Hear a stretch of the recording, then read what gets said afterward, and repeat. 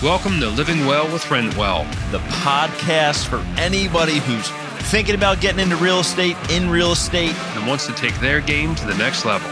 I'm your co-host, TJ Hawk. And I am your co-host, Rob Coldwell. Wonderful intros, everybody. Grateful to be here. See, my name's Rob Coldwell. I'm the owner of RentWell Property Management. We started RentWell in 2008. It's a great recession. It's actually a very good time to start a property management business. The harder it is to find a qualified tenant, the more likely you are to sub that out. And yet long-term buy and holds have a mix of some singles and mostly the 5 to 15, 20-door scattered site multifamily in Chester and Montgomery County. I really like that asset class. I also find some challenges with it. And as Carl and I played pickleball this morning for Becca Shea's Executive Pickleball League. Just gave a little shout out there. The question was, what are you saying yes to that you shouldn't be?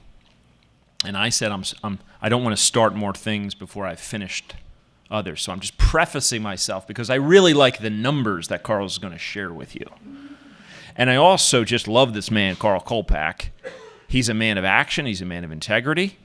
We've been friends now for about, I think, 2 or 3 years. At least. Okay, cool. So Karl, tell us about you.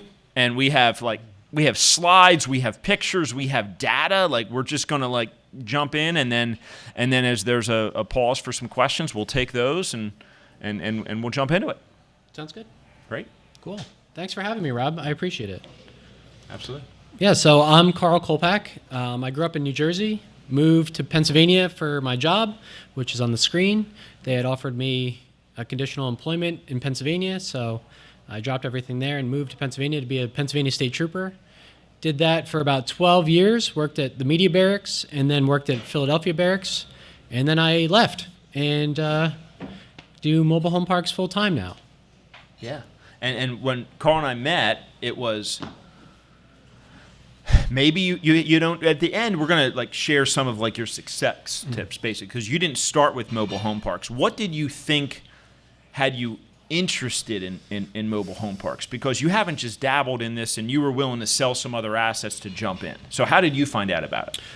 So I started investing in real estate in 2016 with a single family rental. That's originally how I began this journey. And I was investing and working on W-2 at the same time. But during that course of investing period, I had met a couple from Scranton, Kevin and Tia Spangenberg, which all they do is mobile home parks. They have well over 1,500 lots. And they put on an event up towards that area, and I went to their event where they shared their numbers and how they did everything over a course of 4 days. And I realized that I should immediately go into that because I need the numbers that they were putting up. It just clicked. It was unbelievable difference of where they were versus where I was. They're still around? People They're can still hire them? actively They're buying. coaches? Yes. Are they coaches, consultants? Coaches. Okay, and they're doing it. And they're actively buying and managing and operating. I love that, right? Because there's plenty of coaches out there that aren't actually doing it anymore. And maybe they have validity, maybe they don't. Mm-hmm. But so it's a good resource. Okay, so up to 242 lots. That's how it's measured, right? Because we're real estate, we love door counts and all that. That's essentially the door count. Got it. So it's lots with a market value of $12.5 million, and you've done all that in what, 3 or 4 years? I bought my first mobile home park in April of 2024. Such an underachievement. So that's what, 2 years? I went all in. After that course, I immediately started issuing out LOIs because I knew if I didn't take action after everything I learned, then it was just going to get stale and I was just going to go back to doing the same thing I was doing before. Got it. So you have to take all that information you got and start doing it. Got it. And you had the trust fund set up, right? So everything was funded. I wish. You put down the silver spoon and all right. We're going to jump into a park. 500 West Irvin Road, Van Wert, Ohio. What is this? What are we looking at? I see You are looking at a fantastic deal. So, I like that. That's what we're looking at. So this is Olympic MHP. This was originally two separate parks side by side that I had purchased in January of 2025. So And where's the liquor store? it is right to the right of that large industrial building. To your right. Yep. Right there? Over there. It's over there somewhere. Liquor store, Bowling alley, bowling alley, ice cream shop. ice cream shop. What else do you need? There's a We'll keep it self-storage over G-rated. there. Okay. Good. All right, so this is the park. Yes. Fascinating. All right. How many lots are we looking at there? That is technically 56 lots. We'll get into that. How was it marketed? It was marketed on Crexy by a broker. How many lots did he say it had? He thought it had 55. Bonus lot. Bonus lot. Bonus lot. So make sure you do the due diligence when making an offer. And how did you know it had 56? I counted them.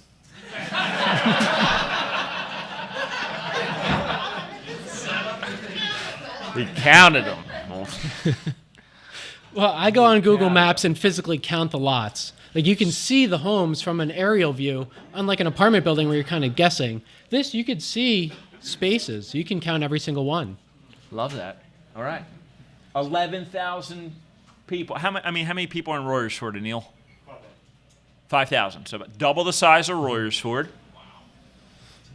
County income 65,000. Poverty rate 9.5. Does that mean 9.5% of the population that lives there is under a poverty line? Is unemployed. Okay. Rental vacancy Yeah. 9.3%. Home vacancy. What's the difference of these two metrics? So the rental vacancy is how many vacant rentals there are, but the homes are how many actual vacant homes are in the area. Okay. So We're going to have some other acronyms coming to us in this, which is going to be fun for all the other fellow nerds like me that love spreadsheets and acronyms and all that. Like we're about ready to get into it soon. Local economy is driven by manufacturing, agriculture, logistics, and healthcare. Similar size type workforce as cities in PA, Clarion, Somerset, Du Bois. Love it. We'll be right back, but first a word from our sponsors. I'm Karl Kulpak, and I invest in mobile home parks to create affordable housing. I invest in Pennsylvania and Ohio, and if you're interested in investing with me or private lending, reach out to me at www.snowhorseproperties.com or find me on Facebook and Instagram and just reach out and we can have a conversation about what that looks like. So Simple Sub is a great product. I've switched to using them for all my water submetering. They are a great ultrasonic over-the-line submeter that gets accurate readings to be able to bill back your residents on their water usage, saving you a lot of time, money, and energy. For more information on Simple Sub, go to simplesubwater.com. that is an actual street view. There's a lot of trees. So did the street view go through the did they like drive the car through the park or you could see it from the road? No, this was a picture on the listing. Okay, got it. So you emailed, you talked to the broker. They were asking, what was your offer on the ask of the 2.35? They were asking 2.35. That's what it was listed at. I underwrote the deal and made an offer at $2 million with seller financing. And this is the fifth park that you've. This was actually my second park. Okay, second park. So you already had one under your belt. Already had one in Ohio. Did you go full circle on that one, or were you still in growth? No, I was still very involved in that one. Okay. Actively renovating. Because full circle, right? What are we talking about? I mean, Karl is basically doing the big league burr on these for use that acronym. Yes. Question for you. Sure. So the 2.3 million, is that just for the lots, or does it also include personal property? And I'll say back the question. Yeah. So the question is, what do you get for the 2.3 million? Does that include the homes? Does that what does that? We're going to get into that. Yep, yeah, that's one of our next slides, and that's where those acronyms come in. Alan, you're going to like these acronyms: MOPS and FLOPS and HOPS and DOPS, whatever it is. So, did you fly out there and tour it and then do an LOI? No. You like So your second one. You're like, okay, I'm on an aerial. I'm counting 56. Yes. So I'll do the financial due diligence. I'll go through their P&L, the rent rolls, what the other rentals are getting in the area. So I know how much it could be worth based on my underwriting of me operating it versus them operating. And it. you're coming. This is what a year after you did your 4-day intensive boot camp. Yes, I follow their numbers of what they were operating at, so I understand what does a professional operation look like. Can I get even semi-close to that? And then where are they? Are these a sweet spot where, like, I like the 5 to 15 doors, right? So when Anil is not bidding me out on them, like I stand a chance. but not everybody wants a 5 to 15 door. Mm-hmm. Is this a size that the big private equity firms and institutions that I'm not even aware of, they're not as interested in it, and why? Yes, it's a smaller market. It's considered rural. They do like 50 or more pad count. It's city water, city sewer, which is usually a must for them. Okay. It's got paved streets, which is usually a must for them, but it's got older homes, half like 20 something were park owned, which we'll talk about, Yes. which they don't like. Okay. And they're older homes that are very close together with not a lot of parking. Okay. So it was large enough to meet their criteria, but not in a big enough market and missing some of their key factors. And you can see all that just from that area. Yes. I mean, it answers like most of your questions. Probably age and is it paved or not. You could tell directly by the roofs of how old those homes are. And that, I At mean, least and a general lot like idea. that. That's public water and sewer. I'm assuming, or You is there would- some land where there's some septic? No, or how's you would that? assume that it's public water and public sewer because it's so close to it's Right. in the city center. It's in the city center. Okay. So you can just call and find out from the city is that, public Great. water. So this was originally marketed as a 55-unit mobile home park, 8 park-owned. There is now 8 park-owned homes, 14 rent-to-own, and 32 tenant-owned homes. So to state what might not be fully obvious, so a park-owned homes, meaning that's part of that 2.3 that they're offering, you get that home. Yes. And somebody's living there or not, but it's a lease. And then you can determine what you want to do with it. Is that deeded separately? It is technically on a vehicle title. 'Cause Okay. trailers are held on titles. So at the time of settlement, if everything went the way it was advertised, you're getting 8 other pieces of paper for vehicle titles. Yeah, for this one you're getting, what, 22? Okay. 22 Got it. titles? So you're 8 park-owned, 14 rent-to-owns, which would Which be you get you the still title. have the title. Got it. So 22, and then 10, and then 32 tenant-owned. So they're not owning the land, right? You own the land. You own the utility hookups. You own their trailer if they stop paying. You have to go through the court process, but yes. Okay. Got it. But for this, to answer your question, your original question, do you want to own the homes? I prefer not to own the homes because then the maintenance is the resident's responsibility. If you have a park-owned home, you have an apartment building. They call you for everything that's wrong with the mobile home, which occasionally is quite a few things. Right. Because they're, not as hardy as an apartment building. Got it. So And I think that maybe culturally there's some differences to the parks where you're not owning the home, because in theory, right, if you have a newer mobile home, it's a mobile home. You can move that mobile home. From what I understand, not many people ever actually end up doing that. Right. But you have the pride of owning that home, so you get a different. Probably culture is not the right word, but different psychology of. My goal is to get everybody to be a homeowner. Everybody's a homeowner. Got it. Immediately, I rent to own. They're technically lease options, but most people understand rent to own.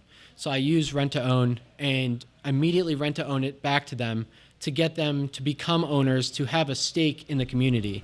Because if they care about their home, they're going to care about what it looks like. They're going to care about the skirting. They're going to take better care of it versus a rental, which, they use it for a little while and they give it back. Okay. And that's where these acronyms comes in. So now we all know what POH is, right? Park owned. You want to convert those? Yeah. Yes. The only thing I take care of, I pay the trailer tax for this, because you have to pay property tax on each individual home. So I'll pay that. And does the lot also pay a tax? Yeah, I pay a much larger property tax, and then each home pays their own individual little tax. Interesting. Any other questions on this? No? So. When you bought it, how old were the owners?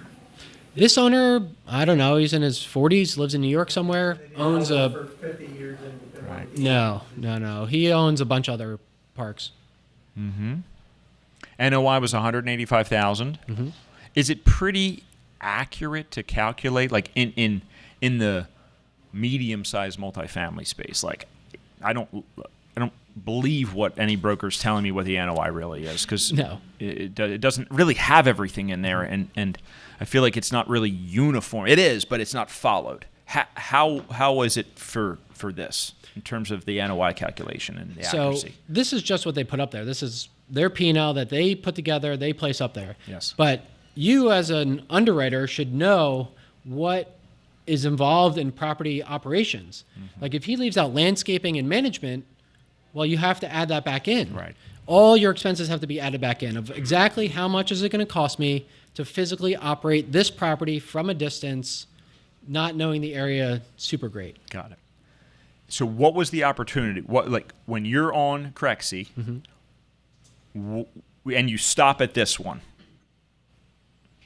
and it's the right size for you, it's the right location for you, and you saw an upside for how the utilities were, where the rents were, and all that, and you have a really good tip of how are you doing your competitive market analysis when you're calling around to determine these lot rents. Yes. So you're mystery shopping other parks and other apartments. What are they charging for rent? And could you get something similar? Maybe it's not an A-class rent of like another mobile home park, but you can still get closer to that. So if they're getting 500, you could at least get 450, 425. And you're calling from an out-of-state number, and you sound like a younger guy with a lot of energy. What's the line? I asked them if I could move my grandmother in. She's looking for a place, and I need to know the lot rent. Are you kidding me? Amen. It works. It works, Jim. It works. And Mike, you had one? Yeah, question about I see up there NOI at purchase, 185K. Is that what the sellers were representing as NOI at that time? And how does that compare to what you were underwriting on your numbers at that time? Do we have some numbers in there? Yeah, we're going to get into those numbers. We So have some we'll numbers. we'll remember the 185. That's like an 18% expense ratio. That's not accurate. Yeah, it's not accurate. It's not how that works. Yes. Yeah, I'm just curious. How long did the previous owner own it, and what did he pay for the lot? Yeah. So the question know. was, how long did the previous owner own it, and what did he pay? You weren't quite sure. I wasn't super concerned about it. It's all about how much money can I make operating this. I'm not super concerned with why they're selling or how old they are. None of that really matters to where I'm going. But if like a piece of property like turns over like every 2 years, you might ask yourself like, why is this turning over so much? So I like to buy property that has like longevity. Yeah, not something I question. Cool. Yes, Ryan. What is your acquisition timeline from the time you find a deal and have it operated? The question is, what's the timeline between you were on Crexy? How fast did this go, or how slow did this go? There should be a slide on there with when I put the contract in. I don't know if it's one before this. Oh, there you go. Yeah. 11/27. All right, so we'll get some more of these slides, and I think it might answer some of the questions. Great. So 11/27 of 24, I put it under contract and did not close until January. So it's I would say it's much longer than residential, like a small single family. You can close a lot faster than you can a commercial deal. Commercial, the brokers take a while to get back to you. Like you got to follow up and, transacting of documents, and you want all 12 months of their water bills, sewer bills, electric bills, every single expense that they have. I want to see copies of it. I also want to see copies of deposits. Like, is this property bringing in what you say it's bringing in? Show me where it's bringing that money in. So actual bank deposits. Actual bank deposits. Got it. And are they forthright with those? Are you seeing bank accounts? Are you getting tax returns? Tax return, 3 years of tax returns, I want bank statements. But in my PSA, it asks for all these prior to starting the due diligence timeline. Amen. So that's huge, everybody, yes. right? Because if you don't get those documents, the seller will drag you through the due diligence process to get your money to go hard after 30 days, which means you don't get it back, even if you cancel the contract. So make sure you write that you get everything that you need financially, all the records prior to the starting of due diligence period. Yeah, that's huge. Because now you have 30 days to inspect the property, not 30 days to go through all the financials and the property at the same time under a very compressed timeline. Yeah, and it puts the earnest on them. The clock doesn't start until they give you everything. Correct. That's why this was a little longer, because it took forever to get all the stuff that I wanted. There we go.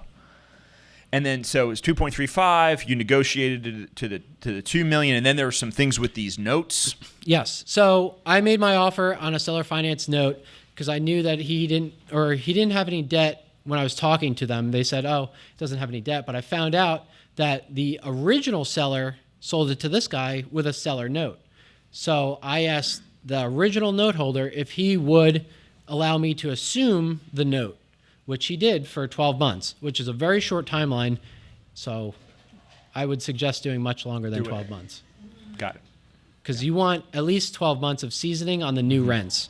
to refinance. Around here, at least for the deals that I'm working with, they'll go, if I'm doing a purchase plus a rehab, they'll go 18 months, these local portfolio lenders and probably iFund cities as well. So 18 months in interest only. Even if I think it's going to be 9 months, I why not just take longer period of time, longer window? Yeah, Got so it. if you can get a you're ready to get longer, to 12 months. Yeah, you want a longer seller finance period if you do seller financing. You want that seasoning. All right. Did you ask the seller to carry anything additional, and he just wanted to break, or? He offered to just let me assume that. I didn't ask him to carry additional. I had asked him to move to second position because I was using a private lender to come in first position, which normally most private lenders want to be in first. And the seller found out how much I was paying my private lender and said I refused to move out of first position. So my private lender agreed to move to second position, and I paid him more to do that because he took a risk on it. He found out what interest and points you were paying, and he viewed that as a risk? No, he wanted to get paid more if he was going to be in second position. Oh, okay. So I just swapped them around because it was a 5% interest only, and I didn't really want to change that. Got it. Because he had a larger amount.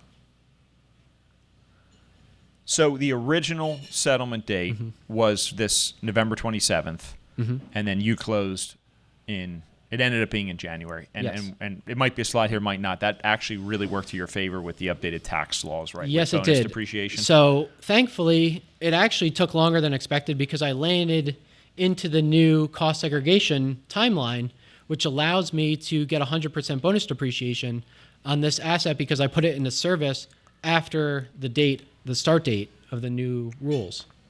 And we have a quiz for everybody. Oh my gosh, we have a quiz. So guess how much the overall percent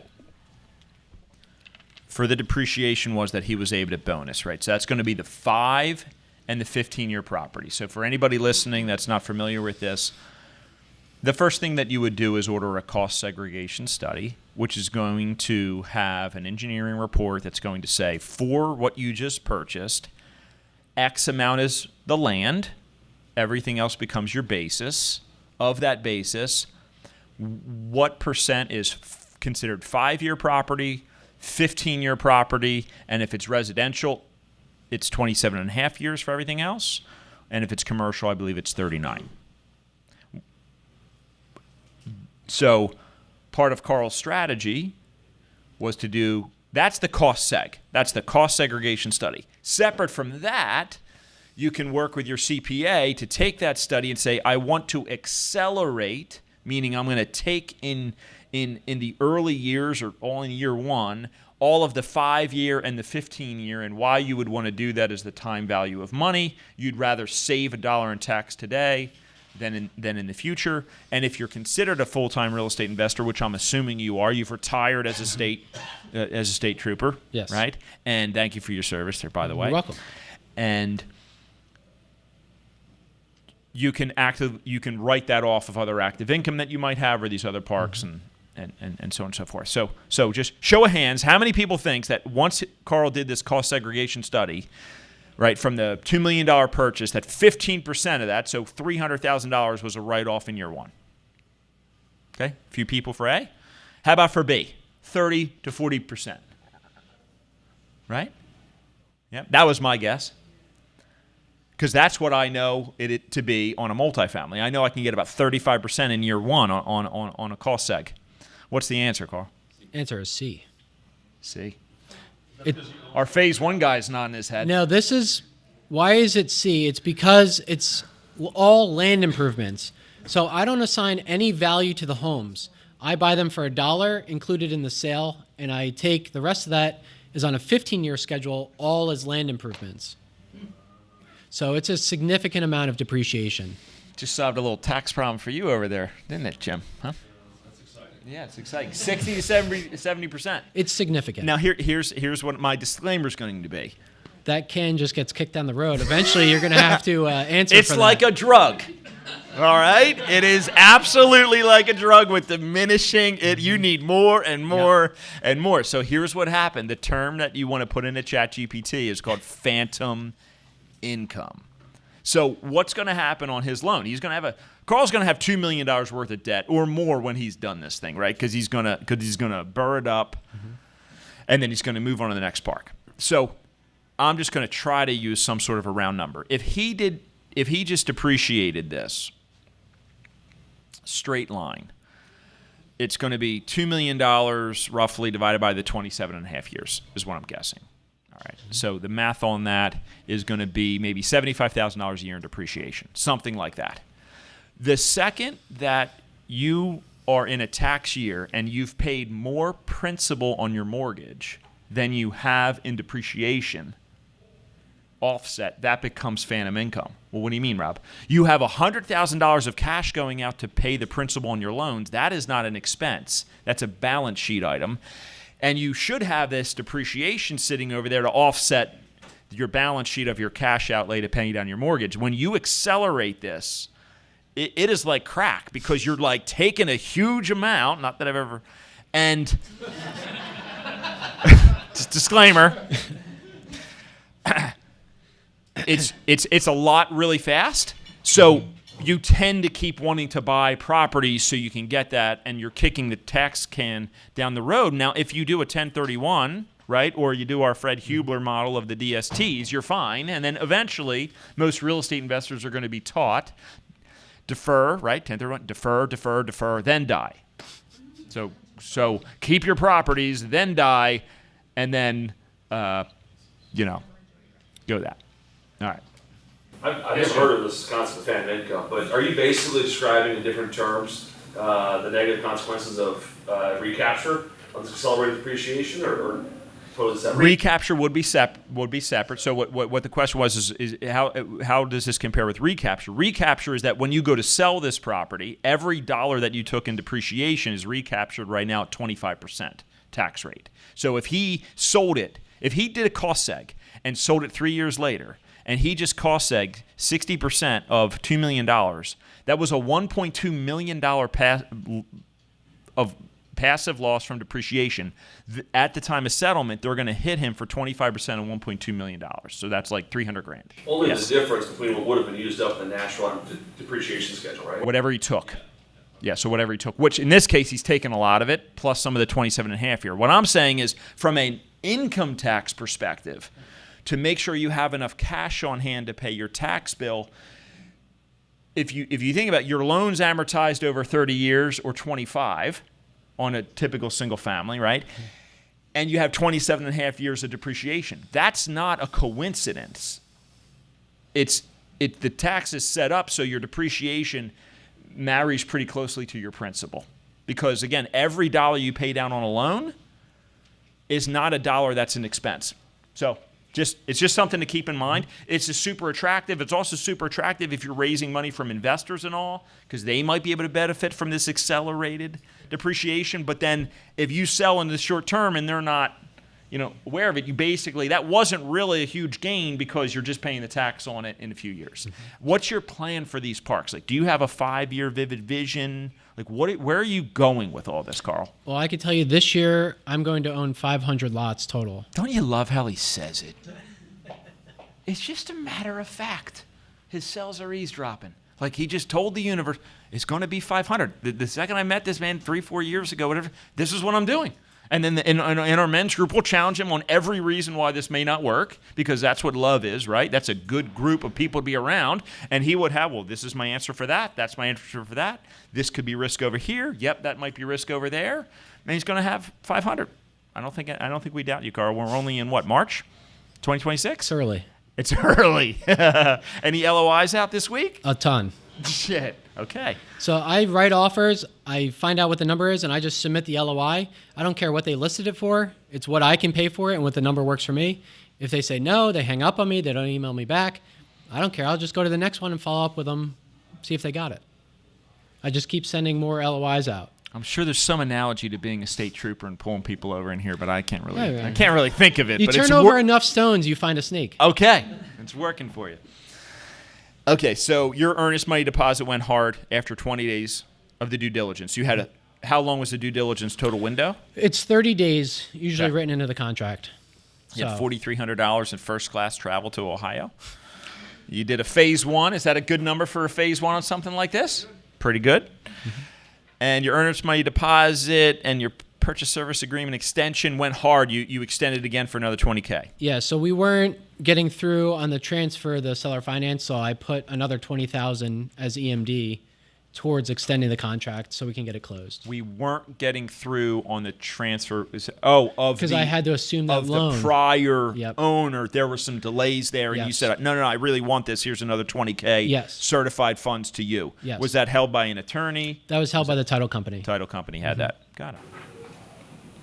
Quick question, what's your thought process when doing the earnest money deposit going hard at 20 days when you have a 30-day DD? I mean, it's like, it would matter your risk to your duration of DD if you can. This is kind of in between.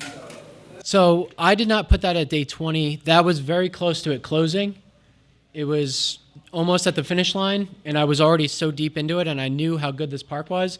I didn't want to lose the deal just because we worked out that way. It wasn't part of your LOI term. No, it was not. Okay. So it was aligned. That was the question, right? He's aligning his terms with that. Got it. Thank you for clarifying that. All right. We have some fees here. You had $46,000 at risk, $10,000 in tone recording, some attorney's fees, insurance for year one. Now you're not your whole park insurance is $916. If many of us look at our current policies, let me just get a tissue. If anybody could just send a tissue up here. We're talking, Tori, where are we at? Are we underwriting $700 an apartment unit per year for insurance? So you're $916 for the whole park. Yes. For liability. That is a $2 million liability policy for the park. So they're not doing any.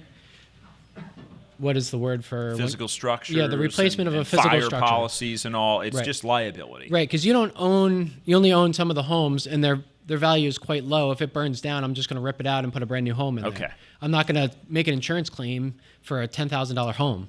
And in the future, you're going to add a rider. Is that a rider for? Yes. So the only thing I would add is the business interruption insurance. So God forbid a whole fire breaks out and you lose half of the park. Yes. You should 100% have business interruption insurance to cover that loss of income. That is something that I added afterward. But I learned that through another bank that required that, and I asked them, why do you require this? And they explained the whole situation. So that is something I would 100% add to all my future deals. In the weeds question, but when I go back and I see all these trees near these mobile homes. Not ideal. Okay. We had a ton of them cut out by the power company, thankfully.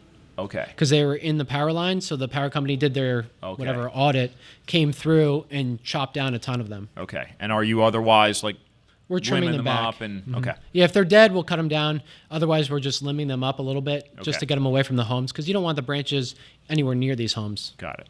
But it looks pretty. I mean, it's better than just It looks way nicer with the trees than just a bare park. Okay. But they do cause some sewer issues occasionally. They grow into my terracotta lines. Got it. Karl, is there anything like an HOA at these parks? I am the HOA. You are, so there's nothing to worry about in terms of tenant-owned homes. So I mail them or hand out door to door a transfer ownership package. It has, hey, we purchased this park. This is going to be the new name if we rebrand it. This is how to contact us. Also in there is all of our park rules. So you can't leave a dog on a chain. You can't park more than 2 vehicles in front of your house. And it has a ton of rules that we enforce just like an HOA. So it keeps the park cleaner because some of these parks are rough. So you have to get them on a set of rules and start cleaning it up gradually as you go along. And do they pay fees for it? I post a notice on their door. If they solve the problem within like 2 weeks to 30 days, I just won't charge them. I just want the problem solved. The whole point of the notice is just fix what we're asking you to fix. But if they don't do it, I charge them the $25 posting fee, plus I have people go and clean up what I need to clean up, and I charge them back for the labor.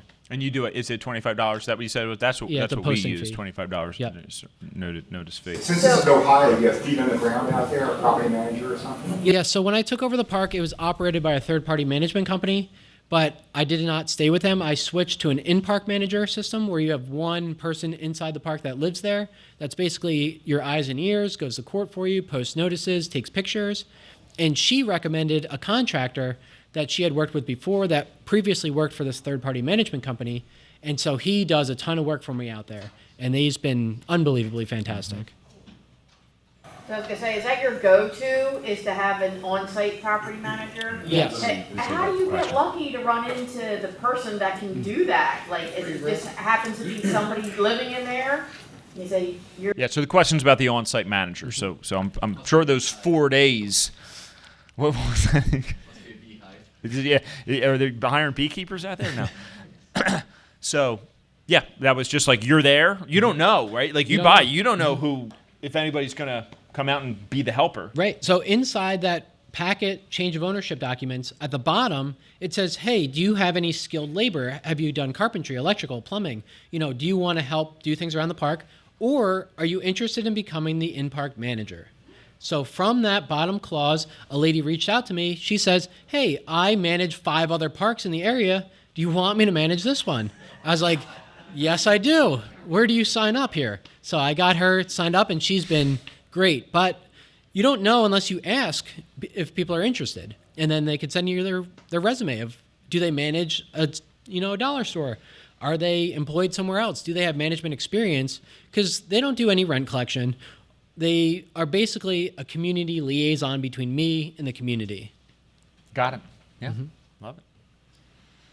So we cover these notes? There were some rent raises. We're doing utility chargebacks. It's going to be a big shout out to. We have a separate presentation for like a phenomenal piece of technology for water meters. So we're in like the next level of water metering on this. I'm really excited to take a look at that. So you start billing back for water, for sewer. You're using simple submeters for that, which literally zip tie on to the line, not within the line. It's a technology that's like reading what the flow rate is, whether it's copper, PEX, or those others. It's an over-the-line ultrasonic cell read water meter. It is fantastic. Got it. And it's about $6 per unit per month. Which gets billed back. Which gets billed back anyway. And that's the same for what I understand in Pennsylvania. When you start installing your own meters, you can charge the prevailing rate for what a meter fee is. You converted all the park-owned homes to the rent-to-owns. Then you immediately cleaned up the park, removed the dilapidated shed row, started renting. Now, did you get out there? Because I like to see you on social media, and we have some of your you're like running bulldozers and. Occasionally, I run some equipment while I'm out there. Yeah, not the greatest operator, but I can move those things around. Was that part of the 4-day conference? No, like how to run a bull? No, no, not for this park. My contractor Clark actually ran the machine out for this one. All right. What's on a community board?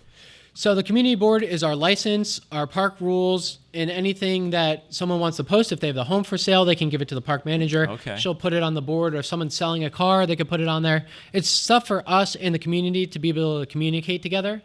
And I also now I use Rent Manager, so they have a calendar we could put on community events, like if we have a barbecue or we have another event, like a big cleanup event. So twice a year, I'll just buy 30-yard dumpsters, drop one in each park, and people could just throw out whatever they want for free, and then I'll haul it away. So it helps keep the park clean, and the residents like it. Oh, great. So we do 2 community cleanup days, and then we'll do probably 2 parties per year, usually in the summertime. And how are you screening the future mobile homeowners? What does that look like? Is it income? Is it credit? Is it criminal? Like, is it traditionally from back in your days as a? So no, not that deep, but it is fairly deep for a regular apartment screening. I use a company called Boom, and they do all my screening. So credit, background, income, and they apply online. It goes through the little thing, and then we make a decision after that. So when I see, so we have some trash savings here. Like recently, Tory RentWell's ops manager just renegotiated major trash. Like we saved on trash, common area cleaning. We're looking into electricity, and there's like another one. We're like going after every dollar that's going out the door. Yeah. So one of the main problems here was the dumpster. There was 2 dumpsters, and people just never were lazy. They were too lazy to lift up the lid. They would just put their trash in front of the dumpster. Yes. So we got rid of the dumpsters and switched to I think they're like 90-gallon poly carts, which you could put in front of each home. Okay. And it solved a ton of problems. So less cats running around, because cats in mobile home parks seem to be a big issue. They're everywhere. Cats, rats, bugs, and trash. So these poly carts eliminated that problem of the resident having to carry the trash to the dumpster, lift up the thing, put it in there. Now they could just lift it up right in front of their house and just wheel it to the street, and they're then done. the truck goes around with And the truck boom goes and around and picks up gets the it. 96-gallon. Okay. So that was a great, pretty inexpensive. It actually worked out because we bill it back now. Okay. But it made the park feel so much nicer. Love that.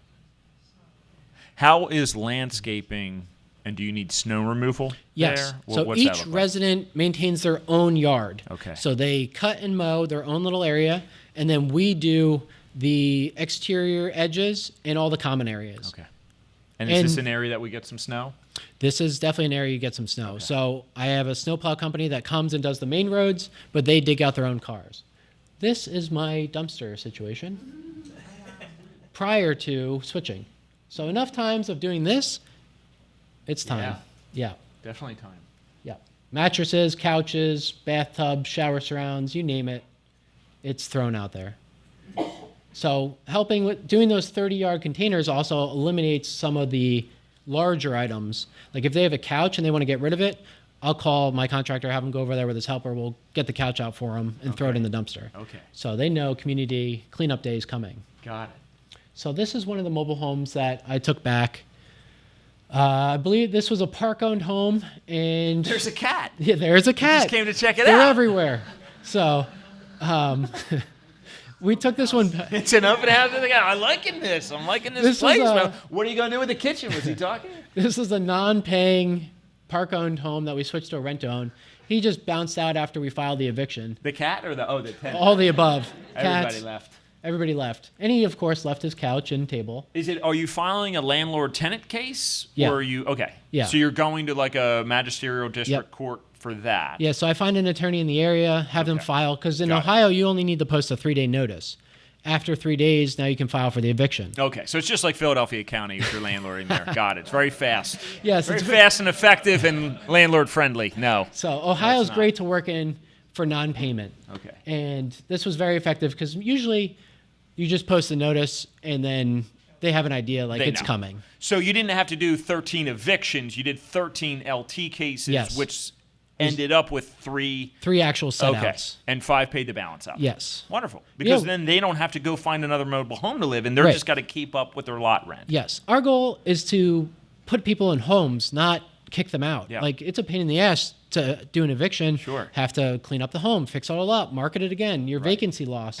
So my goal is to have them pay. So if they can make like a sizable deposit like towards their balance, I'll work with them. Yes. Like I'll pull the case and just get them on a payment plan because I don't want to kick people out. Do you? I mean, into the weeds a little bit, but in Ohio, can you just defer the case a little bit, or is it? I think there's an option where you Delay can it make them somewhat? like court pay where they have to pay the court. If they put like if they owe me $1,500 and they put $800 down, Yeah. I'll work with them. How much is when you're marketing this to now? You're gonna for somebody who's gonna own this. Yes. What does that look like separate from what their lease is for the land? So this home, we fix it up, and this is another home. Okay. A couple homes. Different But home. So for this one. this one, the one with the missing thing is a different home, but Okay. the one on the left. So that one we took back. It's a little smaller, cleaned it up. We sold that for $15,000 on RTO, $700 a month, all in, and they pay the utilities. So in 2 years they own this ballpark. They have 5 years. They pay 5 years. So they pay some about interest there, $200 a Carl. month. No interest. Okay. Oh, so $200 towards owning Yes. the home, and the rest is the lease. Yeah, so they pay $450 lot rent, Okay. $25 water, $25 sewer, Okay. 22 trash, and the remaining $200. $200 towards paying off the home. Okay. No interest. That seems pretty affordable. I mean, maybe I should charge interest, but it works out that I just want to get people in homes Yeah. that want to be there. Love it. Get some more pictures. Yeah, these are a couple more homes. So we're not doing complete renovations. That's where you make a mistake, is gutting the entire house and trying to do it all over again. This is an affordable home. You're not putting $30,000 into this. Okay. You're cleaning it up. You're fixing it up. Everything should be functional, working. The light should work. The outlet should work. All the electrical should work. And you're cleaning it up. I always do LVP because if I have to recycle this home, carpet is a pain in the ass. It's easier just to do LVP one time, and I don't have to do that again if I have to get the house back. Plus, it's a lot easier to keep clean. Sure. So clean them up, make them functional, sell it. But it's always nice how people leave their homes when they vacate. Yeah. So we take them back, we clean them all out, fix them up, and Is this cleaned up? This one bottom left? yeah. That's cleaned Yep. up? Yeah, so cleaned up? that's just another picture of that one over there. Okay. That's cleaned up? Yep.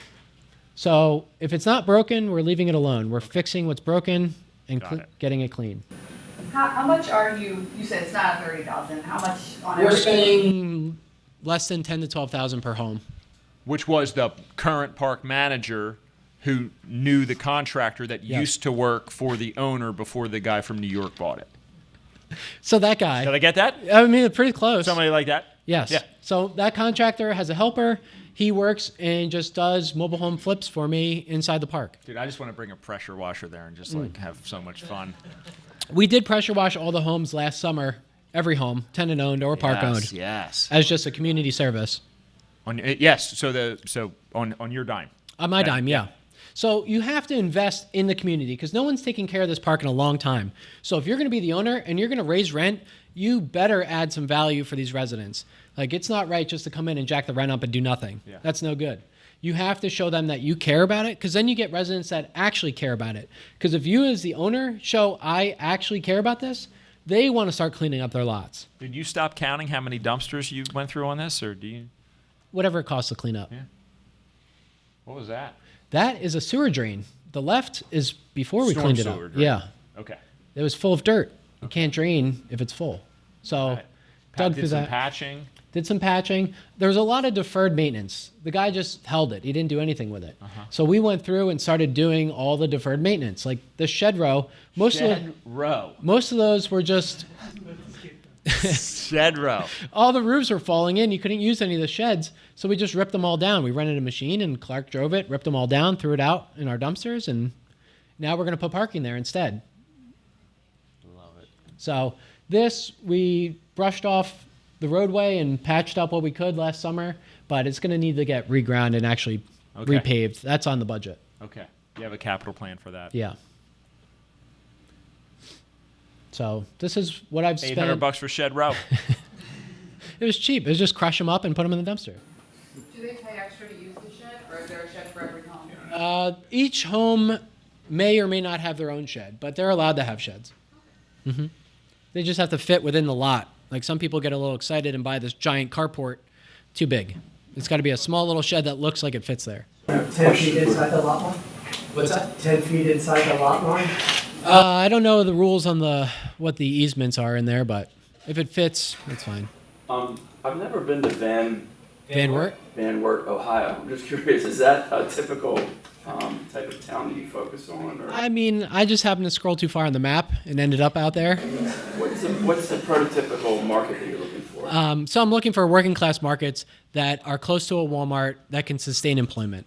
That's the biggest thing. Do people have jobs? Can they pay the lot rent?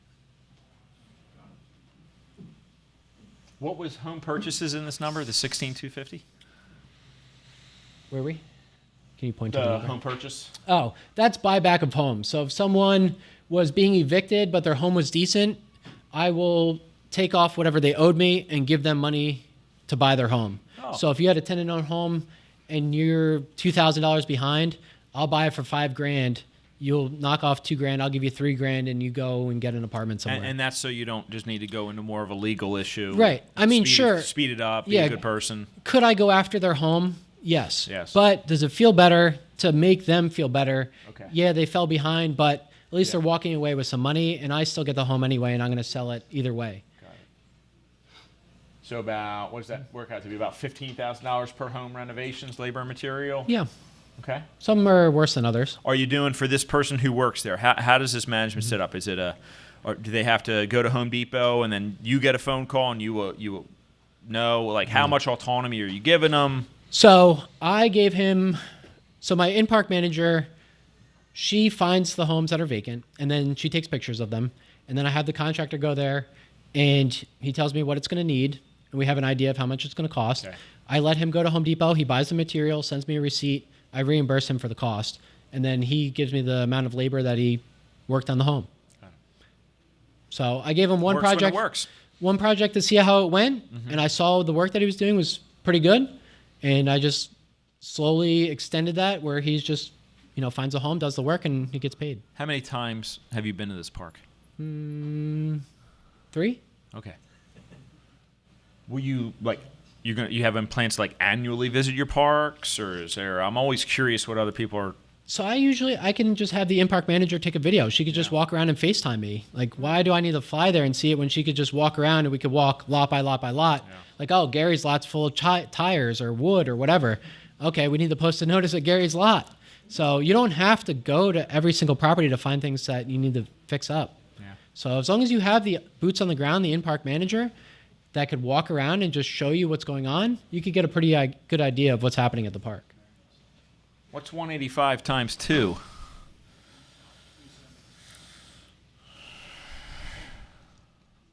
What is it? 270? 370? 370? So you've increased NOI by 100K. Mm-hmm. And what they at a 7 cap, there's your $1.3 million. So I just had it appraised at 3.7 based on my last T3.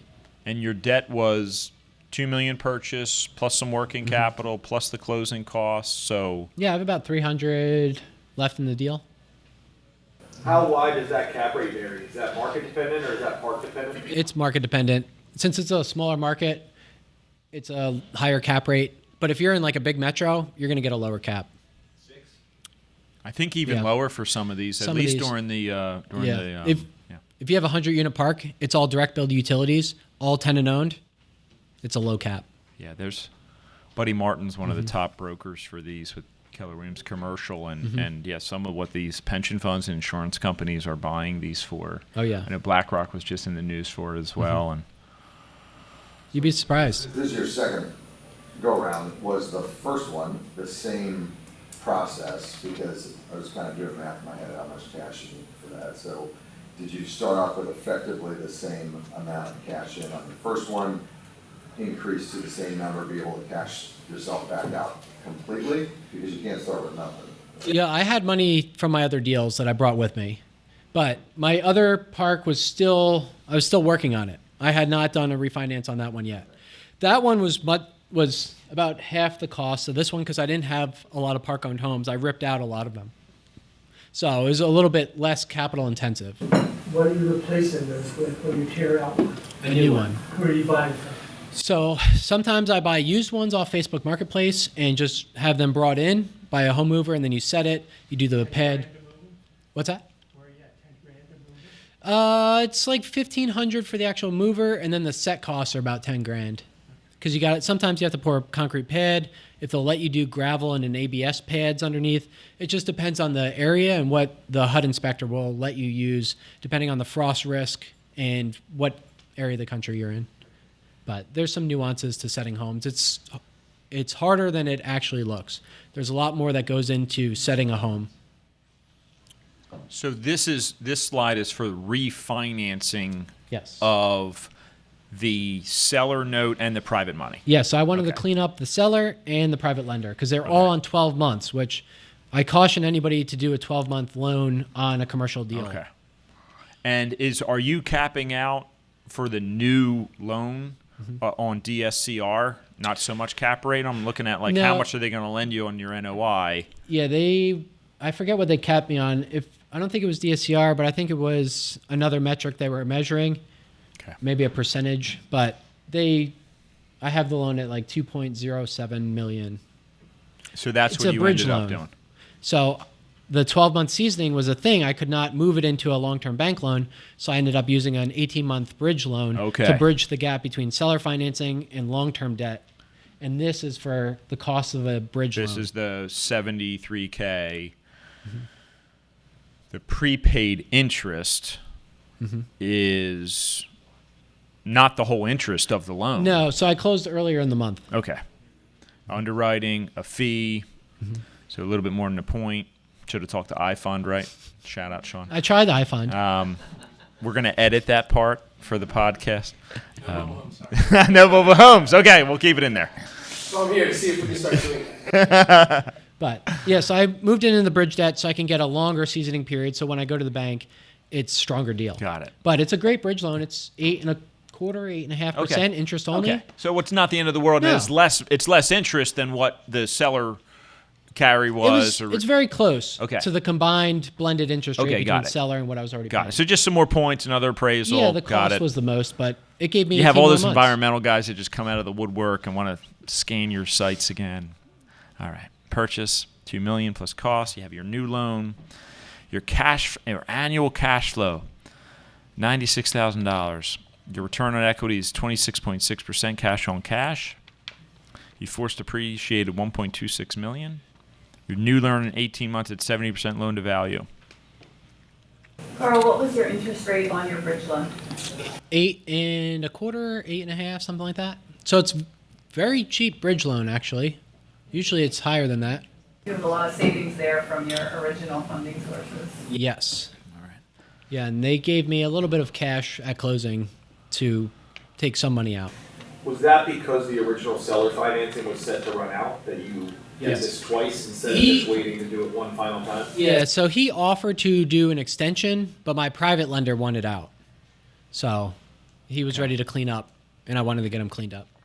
So once you put your final debt on this, your cash flow is going to be, you're going to take out more money, get all your money back, plus it looks like another 220. Yes. So maybe your cash flow goes down a little bit because you have some more debt, but maybe the interest rate's a little bit more favorable. Yeah, that 220 may get eaten up and just leave it in the deal because I do want to pave and I do want to make more parking area. Right.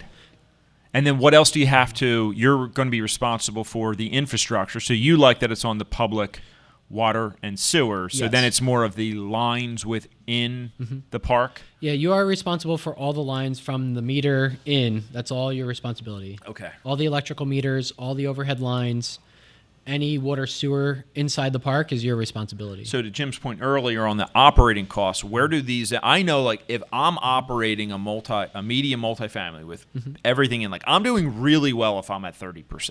Management, maintenance, pest control, all that. I'm doing really well. We're around 30 to 35%. Okay. Because, and is that including the utility bill backs, or like you're like basically you're out of the water and sewer business with your bill backs? So you have you're still paying trash, you're paying the overall taxes. Well, no trash. No Well, trash. not on this park. This one's So billed this they're contracting directly. They are not direct billed. I'm billing back. You're for billing trash. back. Okay, so you're not covering trash. You're not covering water or sewer. You have your $6,000 park manager. You have your taxes on the acreage. You have your whopping $900 for insurance. Sigh. So it might be a little bit less than 35%. It's seeming like that's especially because you've.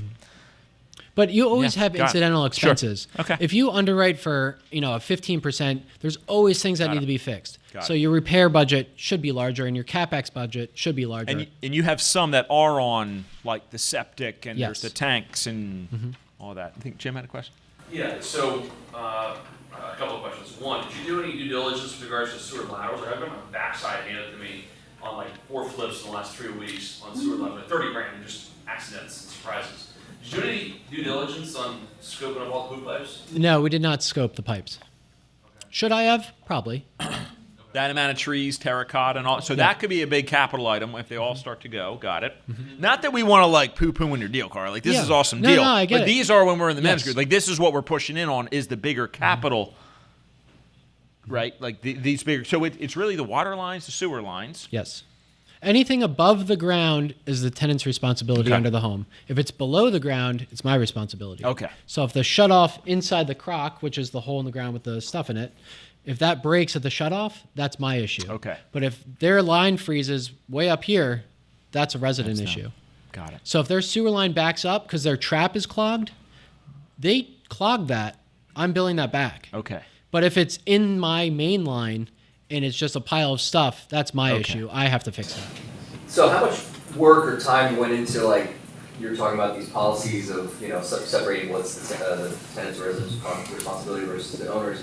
How much time went into that? Like, it seems like the other person, whoever owned it before, did nothing about it, pretty much, right? Yeah, they had a lot of deferred maintenance that they just weren't enforcing or weren't doing. It seemed to me that he did not care a lot about the park.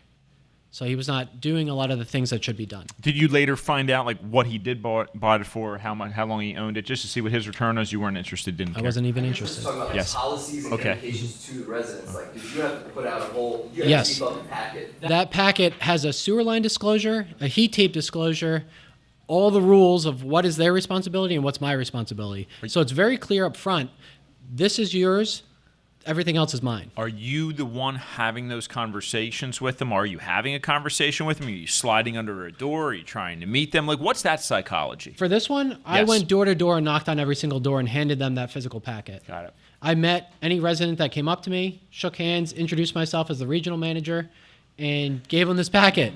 Yeah, you're regional manager. Yes. Got it. Technically, I am. Yes.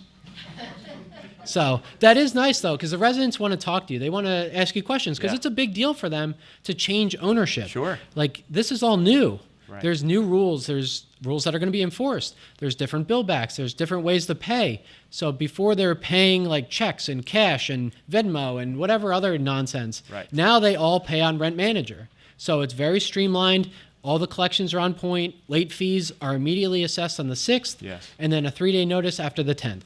Okay. Those are the rules, and it says it in big bold letters. We will follow these I rules. don't know, Tori. Seems like we need to do this with our co-living portfolio. But I should have done estoppel letters from each resident too prior to doing that. So okay. then you know exactly what they're paying versus what someone says they're paying. Got it. So did everybody get that on the estoppel? We have a really good one that we've built at RentWell. If anybody wants to, just email me with estoppel in the subject, Rob at RentWell. We'll probably also, why don't we just put it on the website, rentwell.com/estoppel. It basically says, here's what the biggest challenge that I've seen in buying some of these smaller multifamilies, again, back to that asset class I'm most familiar with, is somebody coming and saying, I had first right of refusal on this, and it's been tied up for years. Thankfully, it never happened to me. It happened to a friend, and that's when we did the whole estoppel. But that can really slow you down. So you would have almost your more custom estoppel to say, like, did you have any side agreements Yes. and all this? So. Would be a good idea. Yeah, and the way that we handle those conversations is, look, I want to protect you. We're buying it in the owner's some other state. Like, I want to make sure that we know what your rent is, what you own, what you don't own, how long you've been here, what paperwork you have. Do you have any side agreements, etc.? And I think that was on the Dig Answer line not too long ago that somebody asked that question. Yes. I'm trying to think of the, going back to, I'm trying to think of how much bonus depreciation we discussed that. It seems to be a lot more than your annual cash flow. So It is. I will carry probably $1.6 million in depreciation from this deal alone. So if I happen to sell another asset, I can offset that sale revenue with this depreciation. It'll be a carry forward. Right. And then are you structuring these different entities? And you own 100%. I do Karl, own right? 100% of every park. Okay. And is it different entities? Yes. Okay. Each one, every park's its own entity. Every park is its own entity. Did we cover this pretty well? I think we went, yes, Jim. 2 questions. One, whose 363 grand is that left in the deal? Yours, the lenders, or your sellers? That's mine. Okay, all right. And then what's long-term financing look like on these parks? I have no concept. Yeah, so a long-term loan, if you can get a 30-year loan on a commercial deal would be fantastic, but usually they're about a 25-year loan. You can do agency debt, so you could do a Fannie Mae loan. It's much harder to get, and it takes a long time, and it's quite expensive up front. However, they're like 5%, 5.25% right now on a 30-year AM with non-recourse, interest only, with 1 to 2 years. So agency debt is pretty advantageous, but they have a lot of restrictions. Can you get Jim's facial expression on that video, please? Yeah. So it's a lot harder to get agency debt, though. I might not qualify because I don't have I might have the net worth now, but at the time I did not. Though, so they do have a lot of rules. However, you can get CMBS loans, which is a commercial mortgage-backed security, and they have similar things. They're a higher rate, but there are less rules, a little bit easier to obtain on something like this that's going to be stabilized. So that the lower rate on those can sometimes be offset from extra accounting, audits, capital reserve studies. Like it is, I've never personally done it. I have had friends who have qualified for, I think they're called the small balance multifamilies. And if you go to Walker Dunlap, and sign up, they'll give you every week graphs and charts, but then they'll break it down as here's the Freddie product, the Fannie product. Yeah, I think I jumbled that, but you get the sense. And then it's like, what's your debt service coverage ratio and your LTV, and where are all those. Right now, for those medium multifamilies, there's some, like, we're coming in on some refinance packages that we just emailed out. This is as of this March 2026. We're down to 5.65 if we give them some cash in reserves. So it's getting, the environment seems to be getting a little bit better on those interest rates for right now. So what is it going to, so for you, are you shopping this around? Not yet. Or is it already done? Oh, no, you have more time No, I have on that it. bridge loan. So it's 18 months, and I'm going to probably ride that to month 12 and then work towards refinance, because you want to give yourself enough time to find an appropriate lender to close within that period. Okay. 8.25%, I think. So tough to beat on that. But I just started working with another bank that financed a couple of my other deals. I would most likely bring this directly to them because I already have a relationship with them. Yeah. And they did a 30-year loan on one of my other parks. Once you're done, you won't have any of your own cash. You'll have a couple $100K out. You'll have close to $100,000 in cash flow, infinite return. I could see why you want to bolt on a couple more this year. Last few questions, yes. The entity that owns the mobile home park, do you own it under your name, or is there another entity above that That is a single-member LLC. that owns the park? Okay, and who owns that LLC? Just me. Is your name? Yep. Okay. Sure, it could be layered somehow. How do you find the landscape in this asset class in general? I mean, I know municipalities are clamoring to get more of these permitted, so is this a fixed supply that people are fighting over? So the question is, like, where's... Why don't you repeat the question? I'm running out of So the question is, are municipalities, do they want to see more mobile home parks or less? Is that your question? Yeah, and how does that impact your supply of targets? So traditionally, a lot of townships didn't like them because, they don't look fantastic if they're not well taken care of. So a lot of places didn't want the ones they already had. So they definitely weren't going to let more come in. And the zoning is very specific. So usually there's only like 1 or 2 or 3 areas max in the area in that city that allow for a mobile home park zoned park. So it's usually the supply was constricted, and that the value would go up because there's only so many of them. Now some places are getting a little bit more on board with the affordable housing and allowing, maybe thinking about letting a development happen. But it's still, development's tough. NIMBY, huh? Not my backyard? Yeah, Still? there's a lot of that. So for your location, I know are all your parks in Ohio?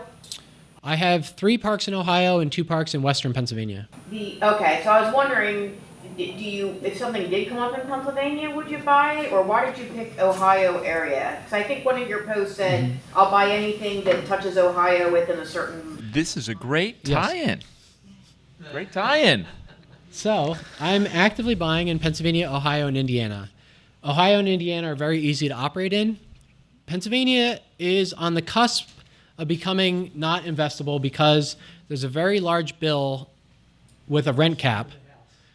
Yes, and it's a 2% rent cap, which doesn't work. If lot rents are $200, they should be at $5. It's going to take you 30 years to get there. Is that for the state or That's just for the cities? entire state of Pennsylvania. For mobile home lot rents. Is that tied to cost of living? Well, for mobile home lot It is rents. also Okay. tied to the CPI, which got it. It destroys people going to New York because they don't want to deal with their rent caps.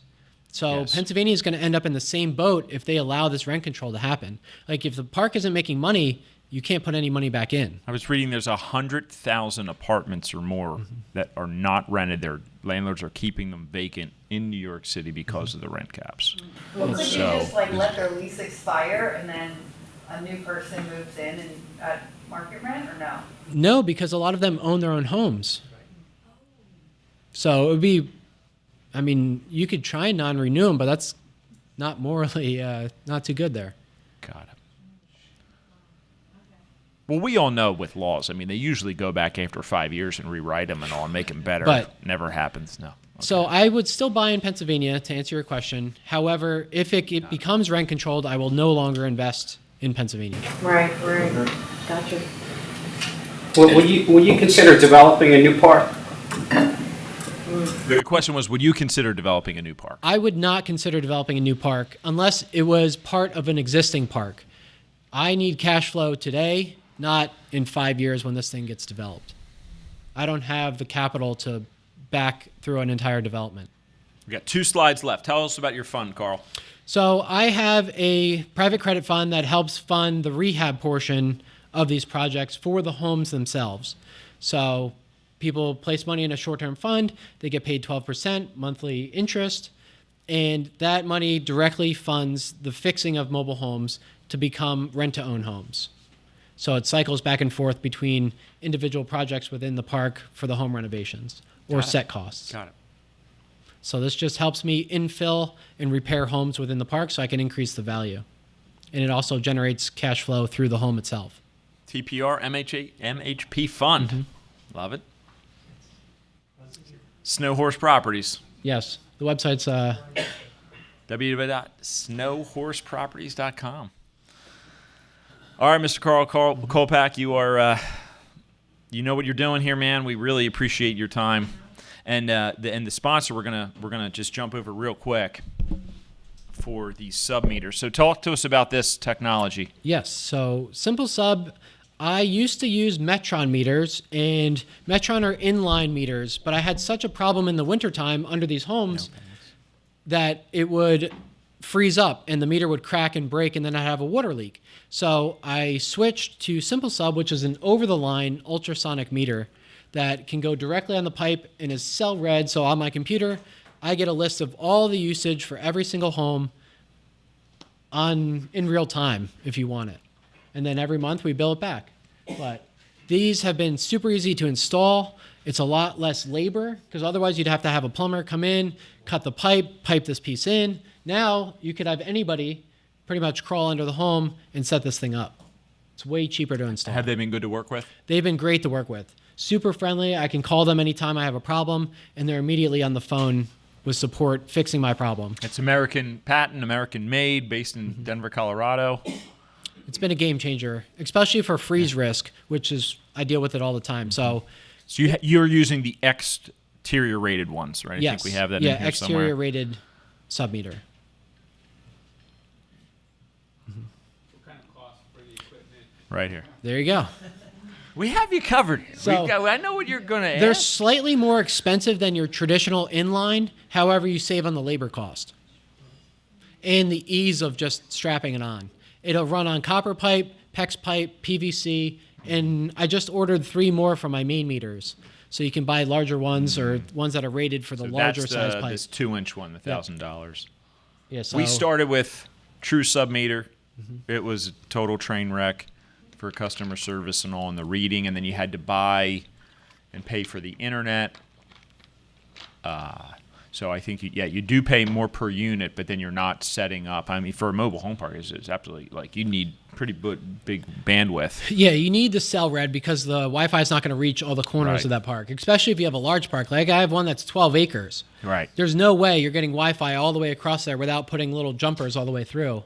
So it costs more to do that than it would just to use a cell read meter. Yeah. And you're paying that $6 a unit a month. You're not paying them anything else, and you're getting the reports and the alerts. Yep. And and we ran into an issue at a building recently where, like, there was a running toilet, but we weren't getting an alert because it was running and then stopping intermittently. Have you?